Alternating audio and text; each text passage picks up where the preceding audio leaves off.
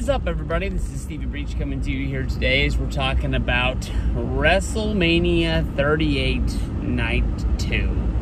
It looks like everybody wanted to talk about Cody Rhodes showing up, and he was there. Everybody wanted to talk about Stone Cold Steve Austin, whether if he was going to fight or not. And he got in the ring and he fought with Kevin Owens. Now it seems like we're not even done with the wrestling rumors for WrestleMania, because as of right now, heating up is the rumor is The Rock going to show up at night 2 of WrestleMania 38. I guess you call it WrestleMania Sunday, but the rumors are headlined because of the fact that The Rock's mom was sitting behind commentary on night 1. I know that The Rock comes from a wrestling family. We all know this from, I guess, just knowing it, or at least watching Young Rock, where The Rock's grandma ran the territory in Hawaii, where Rocky Johnson wrestled. Of course, Rock's mom, where'd I go? Rock's mom was married to Rocky Johnson, so wrestling's in their blood. I know that she's been to a bunch of WrestleManias, but does she really show up when The Rock's not set to be there? The Rock wasn't at the show last night. I wonder what brought her to say she wanted to be there. Was it just to support Stone Cold Steve Austin, her son's biggest rival, during his son's wrestling career? I don't know. I think there's a little bit of smoke with this one. Definitely the main event. The Rock has had return rumors for both of these guys. Of course, Rock versus Brock Lesnar. They would have to bring up SummerSlam 2002, the Rock versus Brock match. Really, really good. It shot Brock Lesnar to stardom, defeating one of the biggest names in WWE, and then The Rock got to go off and make, I believe he left to go make Scorpion King, but I'm not 100% sure if that's the right timeline. Or it definitely wasn't Mummy 2, or what was that other movie called? The Longest Yard? No, it wasn't that. No. He is in that movie. But what was that movie where he played like the gay bodyguard? That kind of led to their split up, because Vince didn't want him to play that role for one reason or another. But of course, they go the other direction. It was talked about that this year's WrestleMania would be headlined by The Rock versus Roman Reigns. Of course, the family ties that bring them together. Of course, Roman Reigns was in the Hobbs and Shaw movie with The Rock. Whether if that was like a favor to The Rock, or whether if that was WWE reaching out and trying to get Roman to be a bigger star. They could easily, finally do Roman versus Rock, a match we've talked about for probably at least 5 years now. To sort of have Rock put over Roman on the way out. And definitely with the last 2 years that Roman has had, he doesn't really need The Rock to put him over in the first place, but I guess it would just be one more thing to put on his Hall of Fame plaque, that he was the guy to finally retire Rock. The one thing that we can really learn from last night, I don't think Stone Cold Steve Austin did that match with Kevin Owens solely for the purpose of money.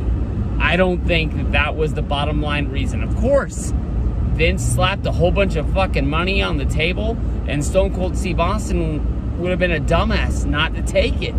But I think that there's a fire deep down in these guys that, burns from, being in the wrestling business, that I don't think ever really goes out. I'm sure there's guys out there that get burnt, that have bad experiences with, the locker room or management, and they don't really want anything to do with it anymore. Whether that's somebody like, Rick Martel, that's just been out of the business he just doesn't want to do autograph signings or, you know, anything like that. He's just done. He doesn't want anything to do with it. But I think that, you know, when The Rock, you know, came back for, you know, the run he did where he was the host of 27, and then of course he main evented 28 and 29. He was there for 30. He set something up with 31 that he wasn't able to deliver with at 32. He was at 32.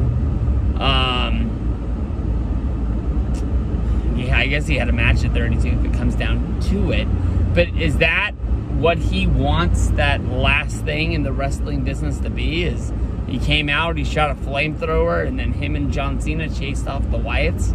I think The Rock really wants to, you know, put the tights on, you know, come out there, raise the fist, smell what The Rock is cooking one more time, and definitely with watching WrestleMania isn't gonna want to get, you know, have Stone Cold Steve Austin have that last moment. I think that there's definitely guys that you can tie together throughout the history of wrestling, that there is a real storyline between, like there's a real rivalry, and I think that is always going to be, you know, when people talk about the Attitude Era, who the real #1 star would be. Of course, you know, The Rock has a bunch of fandom that comes from making movies, and maybe when Stone Cold Steve Austin went out and he made movies, you know, he had a lot of, you know, straight to DVD, straight to Blu-ray releases, never really had that real, you know, blockbuster that The Rock has had, you know, many of. He pretty much has one or two almost every year.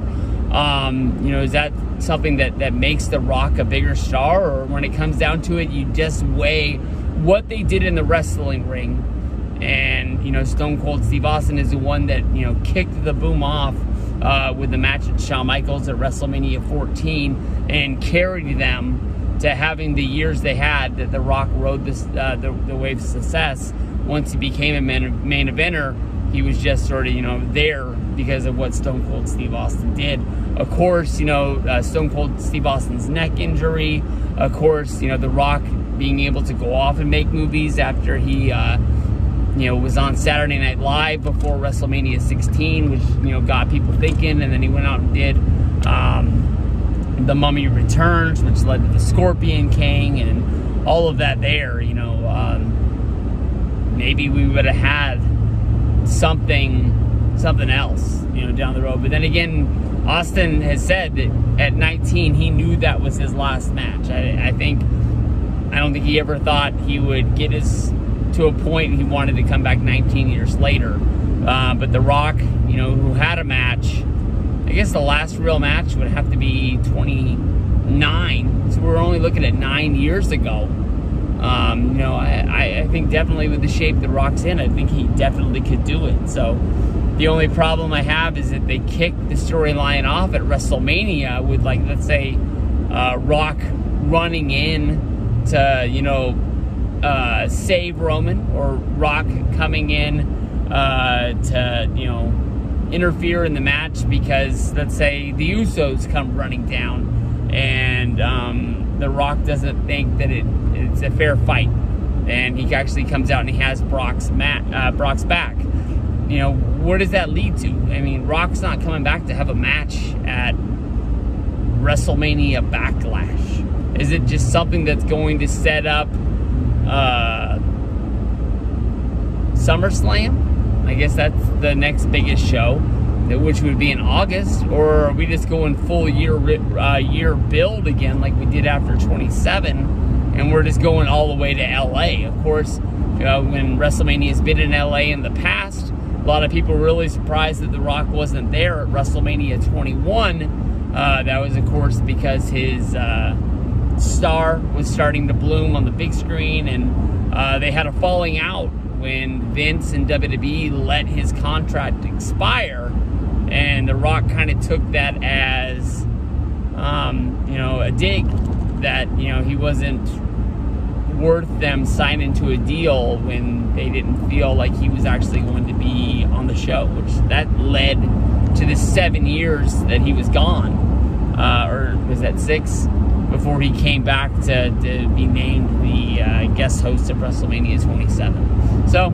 let me know what you guys think. I think The Rock's showing up tonight. I think there's a little smoke there. I think they really could do something. My only question is how they capitalize on it.